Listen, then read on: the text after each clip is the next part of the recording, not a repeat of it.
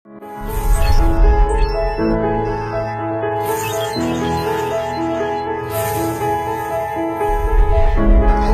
sa HV contains.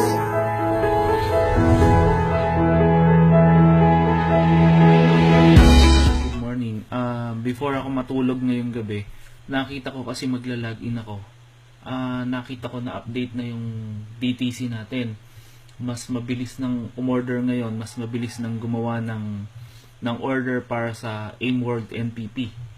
Wala ka ng ibang gagawin kundi hindi ka napapasok sa aimworld.today. Ito kasi yung naging meeting. Ito yung napag-usapan na namin sa leaders meeting nila DocEd last Friday, na hindi ka na kailangan pumunta sa aimworld.today na website or webpage. Mas mabilis mo nang mabibili or makukuha yung NPP ng AimWorld sa paglalagin mo lang sa DTC mo. So, paano gagawin natin? Number 1, ituturo ko sa inyo ngayong gabi kung paano. Tingnan nyo. Alright, syempre, ang una mo munang gagawin, buksan mo yung DTC mo. Okay? Login ka sa website mo or sa DTC mo. Okay, so meron akong isang account na inilogin para makita nyo lang for the purpose of demonstration. So meron ako isang account na inilogin and then sign in. Now, pagbukas kasi ng DTC nyo, bubulaga po agad sa inyo yung kulay pula na yan. Okay? Na sabi dyan, build your business in 200 countries, order your AimWorld NPP now. So, ang kailangan mo lang gawin, click mo yon, tapos may lalabas na privileges of AimWorld. Basahin nyo na lang po yan. Okay? So, the next step na gagawin mo is after mong maklik yung click here na yon sa DTC mo, yan, is to click register now. Okay? So, click mo lang yung register now. Then, meron kang form na pipilapan dyan. I-fill up mo lang lahat ng information na hinihingi sa'yo or lahat ng kailangan sa'yo. Ilagay mo dyan. Be careful with the spelling, Okay? Tapos, don't forget to add your mobile number or cellphone number. Fax, lagay nyo lang NA. Tapos, yung address nyo. Okay? Fill up mo lang siya. And then, don't forget to put your province. Select mo na lang from the list, and then don't forget to click privacy policy. Okay, so yan, tapos continue mo lang siya. Okay, tuloy nyo lang po, i-continue lang siya. Mas mabilis na to kaysa dati, kasi dati, ayan, may lalabas siya after mo ma-continue, meron siyang nakasulat. I-zoom in ko lang. Okay, congratulations, you are now registered to AimWorld. Then, please click here. Pinutin nyo lang po yung click here na yan. Okay, para mapunta yung AimWorld shop sa sidebar mo. Click here. Okay? Alright. So, pag na-click here mo na siya, pumunta ka sa left side ng screen mo or sa sidebar mo, makikita mo na yung shop to AimWorld now. Okay? Ayun po siya. Okay, shop to AimWorld now. Then, click mo lang siya.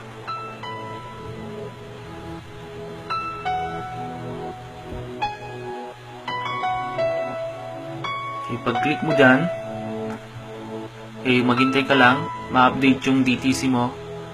After mo maklik yung shop to AimWorld now, ayan, may lalabas po siya na parang pop-up window.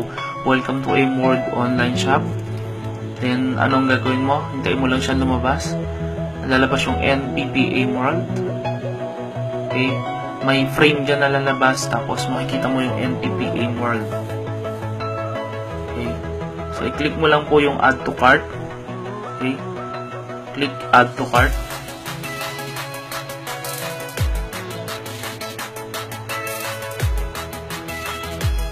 Tapos lalabas na yung quantity. Kung ilan in-order mo, 1 lang yan.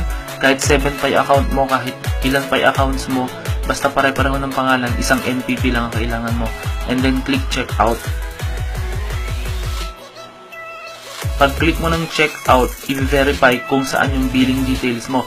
Now, bakit kailangan ng billing details? Kasi soon to be, i-open ng company yung paggamit ng credit card. So, kailangan mo ng billing details. Fill up mo lang siya. Don't forget to add the province kung nasaan ka. Okay? And then, after mong ma-fill upan, you just click continue.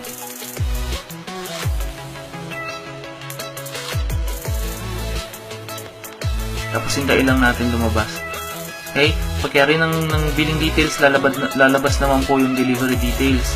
Ang delivery details, kung saan mo gustong ipa-deliver yung MPP mo. Automatically kasi i-deliver to sa'yo ng AIMWorld or ng AIMGlobal. Click continue again. And then, lalabas po dyan yung delivery method. Okay? So, click mo lang siya. Philippine shipping rate kasi we're in the Philippines. May iba dyan kung sa ibang bansa. Try nyo lang din kasi sa unang video ko kanina sabi ko hindi pwede mag-deliver sa ibang bansa.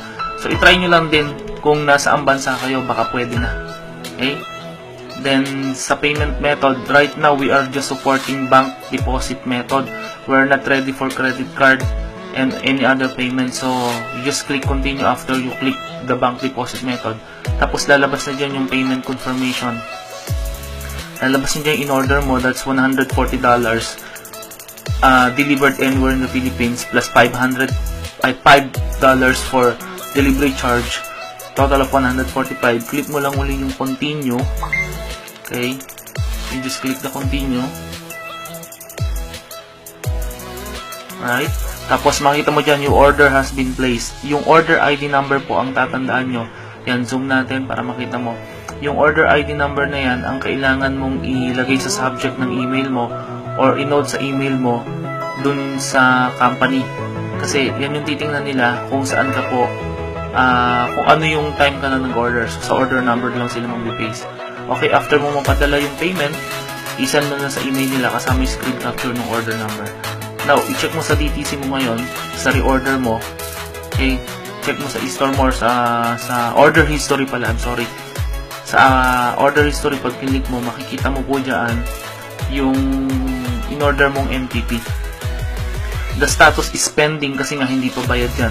So, once it's paid or na-confirm nila yung payment mo, it will be converted to another status. It will be confirmed. Okay, yan po yung pag click mo yung parang mata na yun, makikita mo yung invoice number, order number. Okay, so, yan yung kailangan mong i-send sa company or pwede rin yung order ID number para mas mabilis po. Okay, so ganun lang kasimple ang pag-order ng MPP. Lahat po kayo mag-order na para ma-activate ang inyong AIMGlobal account sa AIMWorld account. So, wala namang pong pilitan, kaya lang, whether you like it or else, pagdating po ng panahon na lumabas ng AIMWorld DTC, you need to buy the AIMWorld GP, you need to buy. Pero pag nag-activate ka ng AIMWorld MPP, hindi ka na po kailangan bumili ng AIMWorld GP. Alright? So, yun lang. Maraming salamat and good morning.